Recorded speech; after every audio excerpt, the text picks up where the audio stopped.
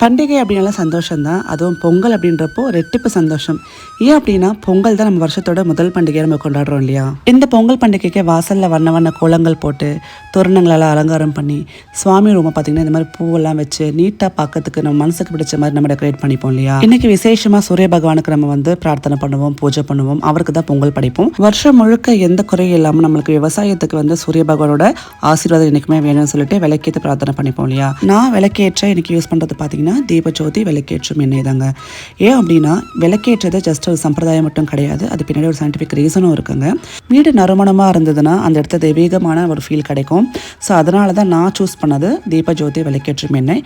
நம்ம இந்த தீபஜோதி விளக்கேற்றும் எண்ணெய் சுற்றுச்சூழலை பாதுகாக்கிறது மட்டும் இல்லாமல் சந்தோஷம், ஐஸ்வர்யம், மன அமைதி, ஆரோக்கியம், தெய்வீக அருமணம் அப்படின்னு இத்தனை பெனிஃபிட்ஸ் நமக்கு கொடுக்குதுங்க. நம்ம தீபஜோதி விளக்கேற்று எண்ணெயில் விளக்கேற்றி பாருங்களேன், வீடே தெய்வீக நறுமணமாக இருக்கிறது மட்டும் இல்லாமல் இதில் கிளீனிங் வார்னிங் ஃபார்முலா இருக்கிறதுனால எக்ஸ்ட்ரா எக்கோ ஃப்ரெண்ட்லியாகவும் இருக்குது.